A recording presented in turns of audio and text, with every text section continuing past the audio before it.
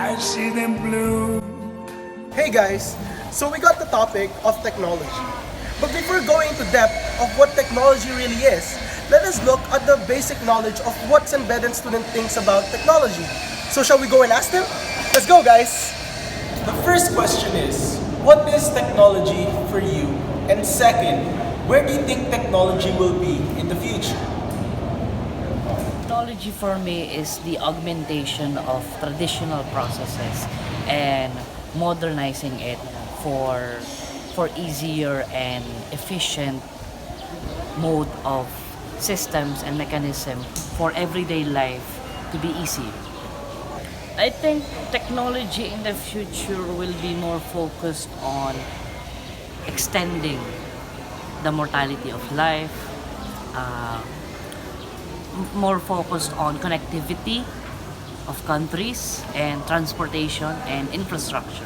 And I think it would, and one of the sana, one technology would move forward to the mimicry of our nature. That technology should focus on not really on pure innovation, but rather looking at our mother nature on how it interacts with us and using that knowledge to augment life, augment processes and systems already present in our world. Thank you. I think for me, technology is the use of gadgets and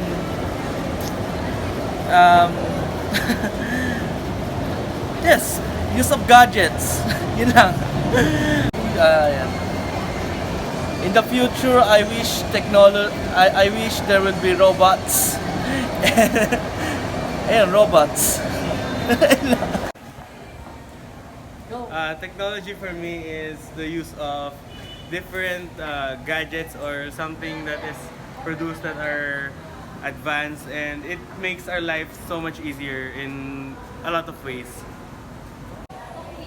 Technology for me is actually a bit scary for in the future because it will come to the point wherein people wouldn't have to work anymore, and then there are a lot of people who wouldn't have work, and unemployed people, and will all be lazy because of technology.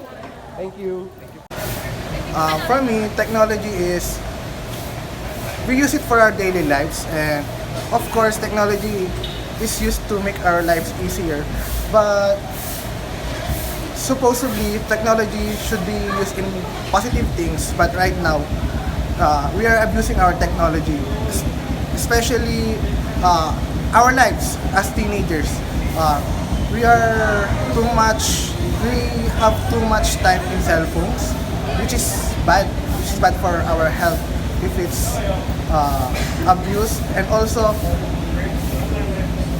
supposedly cell phones should be used as a connection to connect from other people, but in certain times we use our cell phones to disconnect with others, especially in example, in a dinner table with your family. Supposedly you should talk with each other, but because of cell phones, we are not talking. We have our own world of during dinner time, and we're losing the essence of the use of technology because of how we abuse it. Thank you. From it, technology in the future, it can go in two ways, positive and negative. But right now, our technology is going for a positive way in terms of improving.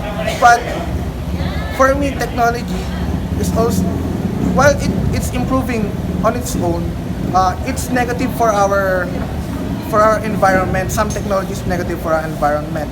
So like like abusing it, right? The energy, we abuse technology and we consume a lot of energy, which results from more carbon footprints, which is negative for our environment. And I guess in the future, if it will only be more positive, in a positive outcome if as humans use technology in a proper way. Thank you. Ang teknolohiya, pagkaalam ko yung mga bagong mga gadgets, yung mga tulad ng cellphone, computer, and ng mga gamit sa bahay na mabilis nakakatulong sa ating life, sa ating buhay, na madali natin na isasagawa yung papaunlad ang ating mga ekonomiya. Tama ba?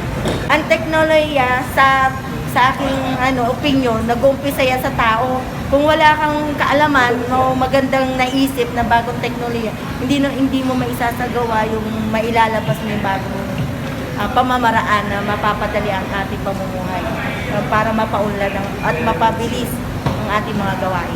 Diba? Sa yan, kaalaman ng isang tao kung bakit nagkakaroon ng bagong teknolohiya. Yun lang. Teknolohiya na bago lumabas para mapadali yung komunikasyon natin sa mga mga mahal natin sa buhay sa ibang bansa. Diba? Di katulad ng panahon noon, walang ganyan walang mga cellphone, kundi letter lang. I-send lang by email. Ngayon, kahit video, makikita mo through satellite, makikita mo yung mahal mo sa buhay na nasa ibang abroad dahil sa bagong teknolohiya. Diba? Na na-invento ng isang tao, katalinuhan ng isang tao yan. Kung bakit nagkaroon ng bagong teknolohiya. Based on my learnings on the definition of technology, technology basically means applied science. And what's the second question again? As to the question where technology will go, personally, it will be beyond my imagination as to where technology goes, because as of now, the trend of technology is getting complicated and complicated. So just imagine how technology will expand if they're able to uplift the standards of life society. Just imagine what more technology will come in the next coming years in this society. Thank you. Alright. Para sa akin, ang technology ang nagpapadali ng buhay nating mga tao. Halos lahat ng tao ngayon gumagamit na ng technology. Maraming types ng technology na nagiging malaking tulong sa mga tao ngayon, lalo na sa pagdating sa paggagawa ng mga gamit at lalo na sa communication. Para sa akin, ang technology ay magiging malaking magpe-play siya ng big role sa future ng mga tao, lalo na ngayon patuloy na umuunlad ang technology sa buong mundo. Halos lahat ng places at countries sa mundo ay gumagamit na ng technology, and para naman sa akin, magiging malaking tulong to para gumanda ang ating future. Thank you. Technology for me is, well, technology is very useful. Technology can be a highway for the innovation, not only the innovation of our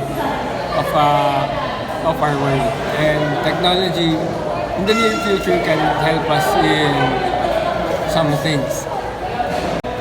Our technology will be in the future.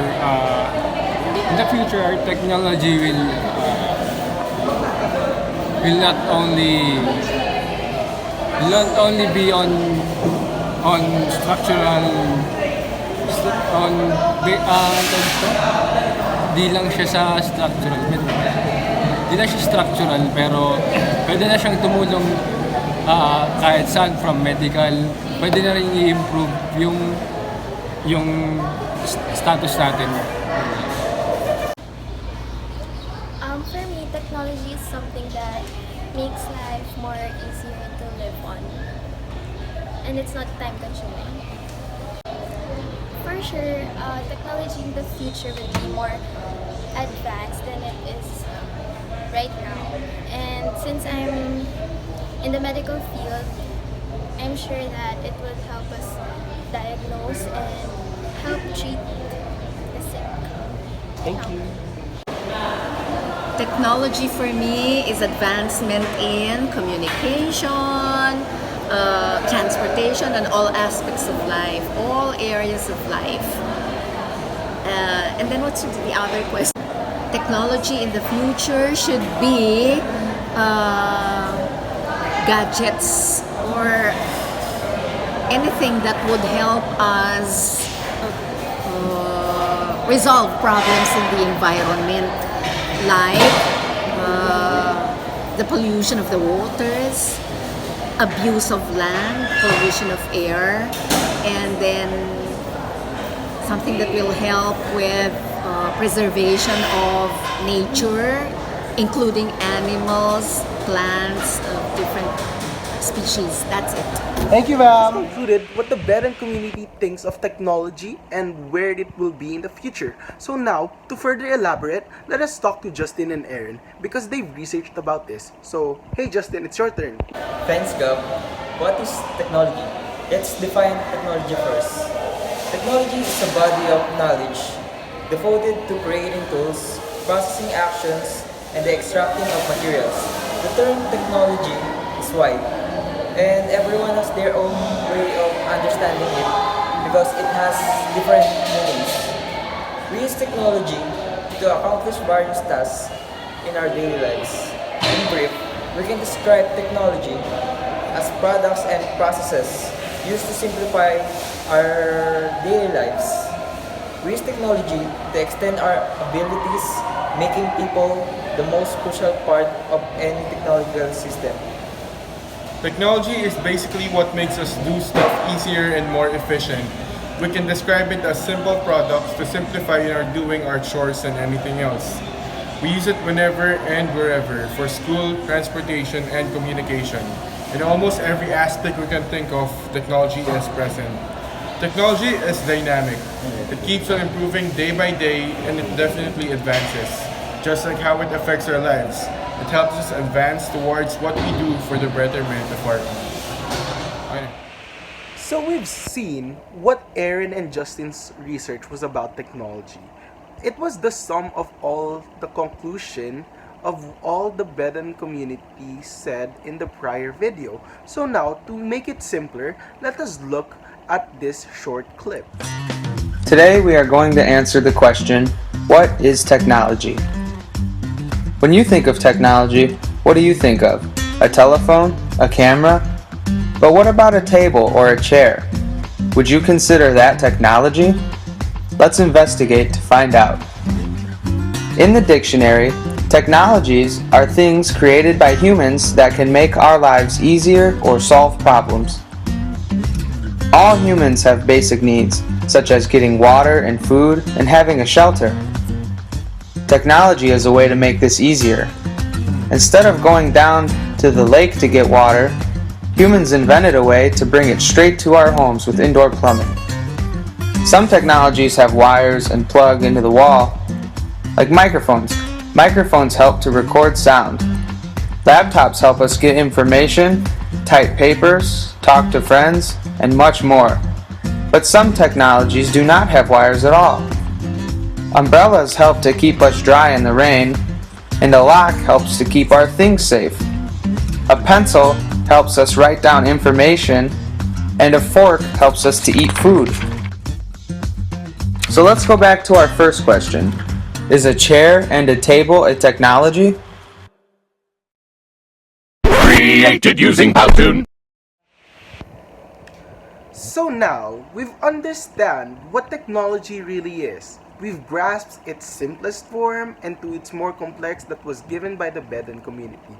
Now, let us look at its pros and cons to its good and bad. So let's talk to them. So, what are the pros of technology? First, it allows us to experience new cultures. Technology has allowed the planet to become a smaller place. Number two, it provides us with deeper insights. Technology collects massive amounts of data that can be mined for numerous insights and benefits. 3. It allows us to do more with less. Every time there is a technology improvement, we are able to do more in any industry with fewer resources being consumed. 4. It improves profits. New technologies are always expensive, but that's because they create more profits. 5. It makes research become simple. For children born in the 1980s or before, there was a time when finding information required a trip to the library or owning an encyclopedia. 6. It saves time. If a worker is able to save 10 minutes of time because of technology, that's an extra 10 minutes they can do something else. So, what are the cons of technology? Number 1, it can be powerfully destructive. Technology can be good or evil based on how it is used. Number 2, it helps us destroy the environment. 2017 saw a lot of firsts around the world from an environmental perspective. Number 3, it leads to health problems. Many forms of technology, from computers to televisions to automobiles, cause people to sit for a majority of their day. Number 4, it has created a lack of privacy. If you want to find out a lot of personal information about someone, the technology of the internet can serve your needs quite effectively. 5, it isn't cheap. New technologies are difficult for some socio-economic groups to access because of their cost. And the last reason, it creates the need to constantly upgrade. Technology can create greater efficiencies, but it can also create the needs to constantly upgrade and improve the technologies being used. Mia and Harry. To further add on what they said, let us talk to Jared and Walter to what really are the pros and cons of technologies. So let's watch this little clip. So this is going to be incredibly easy. I just need to know the secrets to the universe and the answers to everything. No problem. What happens if everything goes wrong?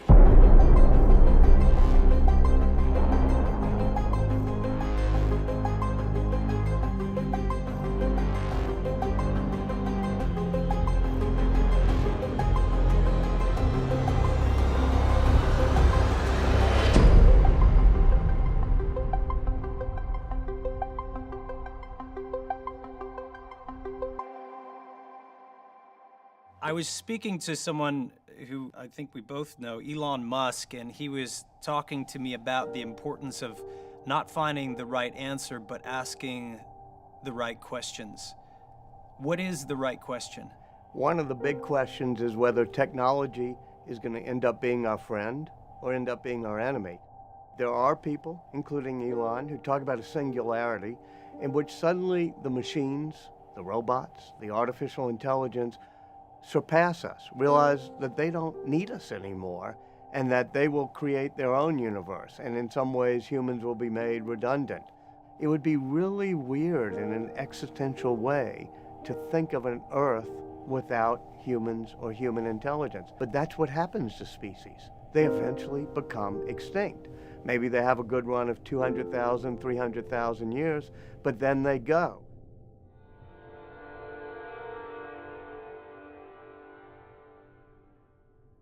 You know, technology has the possibility of helping us to figure out how to keep this planet safe, how to deal with carbon and whatever the next problem might be. It also has the potential to create new weapons of war, to change the way we fight wars. It will be only as good or as bad as we make it. How can we get to the future that we all dream about having? But I think we're getting too uptight as a society on issues that we don't fully understand, and it's as if we're fearing technology more than embracing it. In fact, despite what some people are worried about, I'm worried it's going too slowly. I don't know why my phone doesn't do voice recognition perfectly, totally understand what I want, and is able to, when I say what's happening with the Saints, know I'm talking about a New Orleans football team and not canonized do-gooders from centuries past. Ada Lovelace in the 1830s wrote about how it was important to have human creativity and machine processing power seamlessly joined together. We're still marching down that process, and it's been about 200 years since we've had great industrial revolution machines, and they're getting more and more intelligent, and I just hope we can speed that up and learn to work with our machines better. Do you think that we need to become an interplanetary civilization in order to survive? I think it'd be cool. I think it'd be cool to go to Mars. I think it'd be cool to settle other planets. Not just because we may need to escape the Earth, which I'm not sure is the biggest problem, but we would learn how to live in different environments. We would learn how to adopt. And that is something that is so distinctly human. We're learning machines. We get to adapt. We get to figure out how to do things. And It only happens when we push ourselves. When a John Kennedy, exactly 50 years ago says, all right, we're going to send a man to the moon and return it. That helped push things. We don't do that much anymore. We have a government that's somewhat paralyzed. Why? Google, it was a group of graduate students who were being funded by the National Science Foundation to understand information technology. The internet, it was funded by the Pentagon. The first computers, the first transistors, the first microchips were all done because our government dreamed big. Nowadays, we can't even get an airport fixed. We have air traffic control systems that are far less advanced than my iPhone. So we have a government in this country in which we can't dream big and say, let's figure out the next scientific advances, the next basic research we're going to do. So that's the big danger I see with the United States government. Around the world, the problem is totally failed governments. I do worry about that, and I hope that in the next election cycle, people of good faith just take back power and say, let's not have a government that's totally dysfunctional.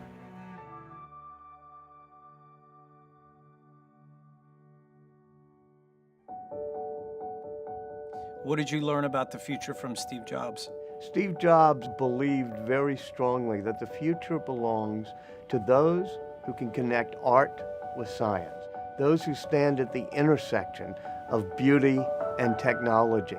And that's where humans and machines can work together well, because I think humans are and will always be more creative, have a greater sense of beauty than our machines will, have a greater sense of the humanities and the arts. It's why the humanities and the arts are so important. It gives us empathy for other people. It gives us creativity.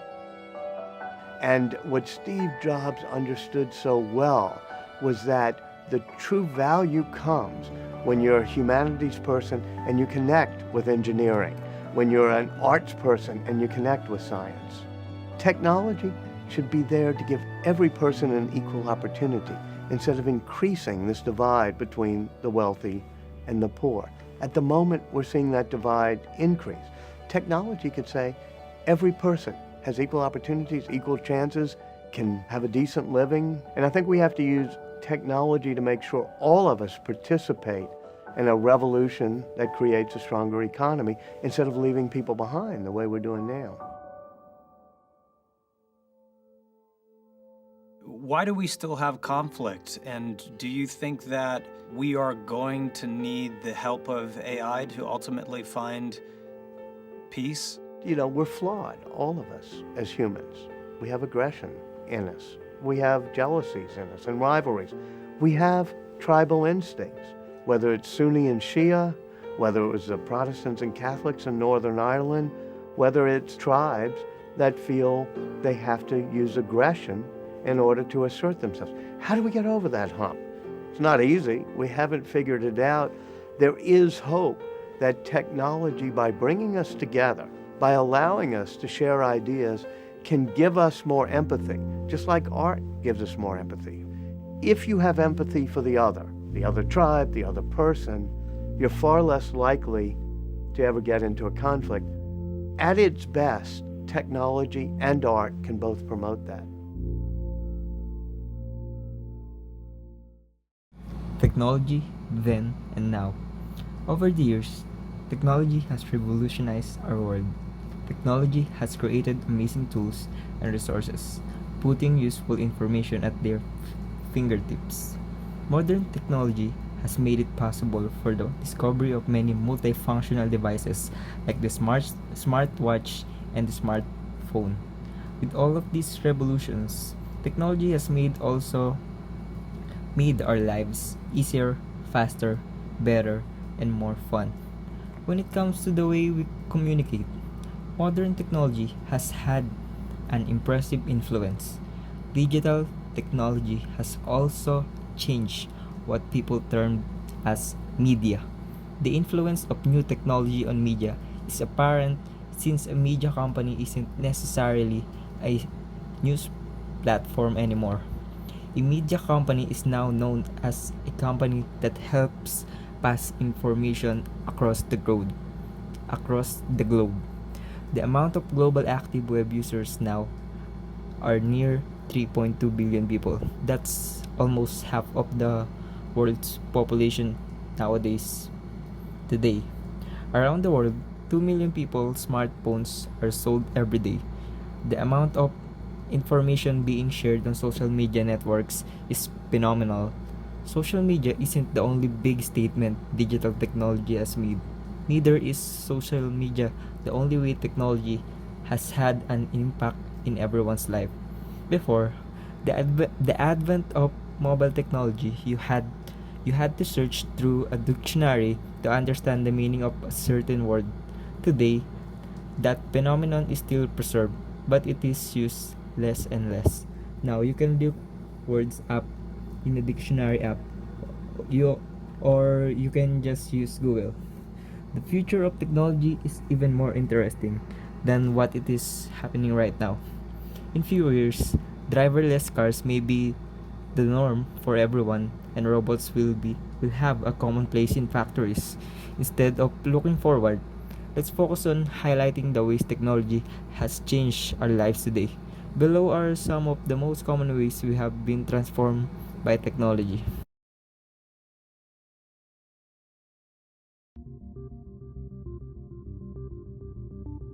Past and present. Technology then and now. Devices and gadgets that we use today were radically different back when they were first invented, introduced or popularized years or decades ago. In this look at technological transformations, we see what old school designs have become.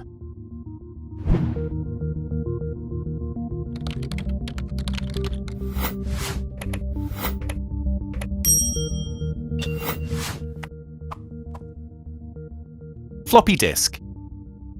You'd need 213,000 individual 5¼ inch floppy disks, each with a capacity of 1.2 megabytes to hold 256 gigabytes of data. Thumb drive.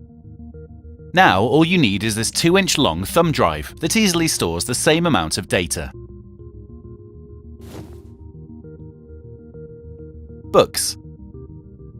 1,400 physical books would weigh about £1 each. That's about as much as half of a car. Kindle. The cheapest version of this electronic reader can hold that many books in digital form. Ford Model T. The first consumer automobile, introduced in 1908, produced 20 horsepower and had a top speed of 45 miles per hour. Ford GT. The 2017 Descendant has evolved into a supercar with 600 horsepower and speeds in excess of 200 miles per hour. Television. The 1948 Admiral Model 19A12 TV set had a 7-inch black and white screen with a resolution of 653 by 499 pixels. UHD TV. Today's 4K ultra-high-def TVs have minimum resolutions of 3,840 by 2,160 pixels.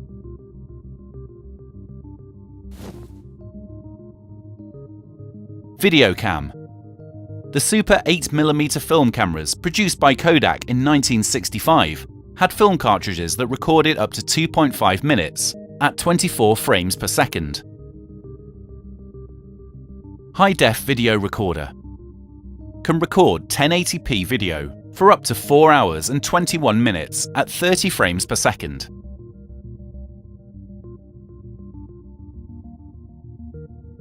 Laptop.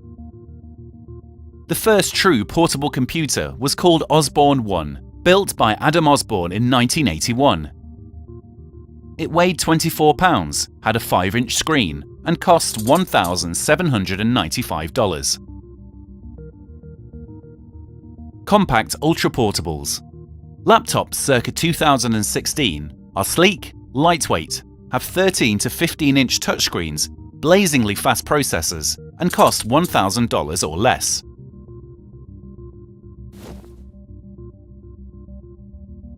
Mobile phone. In April 1973, Motorola researcher Martin Cooper made the first mobile telephone call using a device that weighed 1.1 kilos and measured 23 centimeters long. It had a talk time of 30 minutes and took 10 hours to recharge. Smartphone.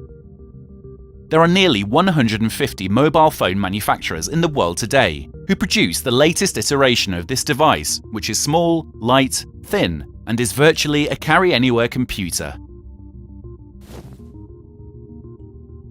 ENIAC. Built in 1946 by Pennsylvania University scientists, the Electronic Numerical Integrator and Computer, ENIAC, was a 30-ton behemoth with over 17,000 vacuum tubes, 70,000 resistors, and 10,000 capacitors, filling up a 30 by 50 foot room. Portable calculator. Modern-day electronic pocket calculators became available in the 1970s, after the first microprocessor was developed by Intel for Japanese calculator company Bizicom. Now, pocket calculators by Texas Instruments put enormous computing power in a smartphone-sized package.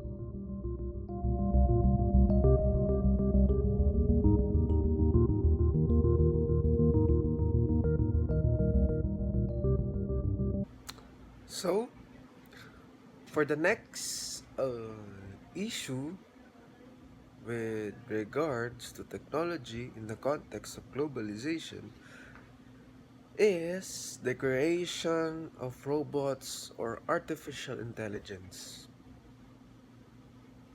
So first, what is a robot or an artificial intelligence?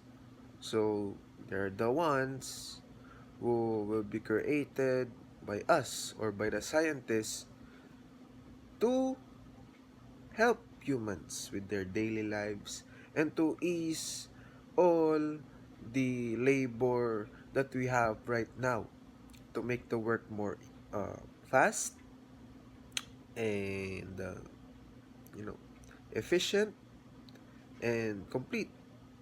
you know uh, with regard to that artificial intelligence and robots, one advantage is that, as I have said earlier, it would be fast, it would be efficient, it would be reliable, and all the positive things, because it will really help in the labor, especially in the factories, of course, creating cars, packaging goods. It would be very fast because it will be done by robots. Because you can adjust or set the efficiency of a robot as how it was made, and the AI, of course. uh, but the disadvantage of having robots or artificial intelligence is that there could be a possibility of uh, it would be dominating the human soul, and that would be scary. Hello. Another issue concerning technology with regards to globalization is that the battle of the Android and the Apple. Why is that? I'm not saying that it's an issue, but I see it as a fun topic to talk about, because you know uh, it's just uh, with regards to the Android, as we can see, it's fast and it's cheap. Unlike Apple, yes, it's fast, but whoa, it's so expensive. And of course, you'll get the benefits when you buy Apple because it's very reliable, it has many innovative apps, and it's really worth it when you buy Apple. So, it's not an issue, but it's just a fun topic to talk about, because really uh, there's a ish there's what you call that, an issue that Apple is a phone for the elites, but those who buy Androids or the chips, no, that's not the thing, because um and sorry, it should not be uh we should not base our class with regards to our phones, because it's not right. It is just not right. And I think we deserve to have, um, we should not be judged. That's it.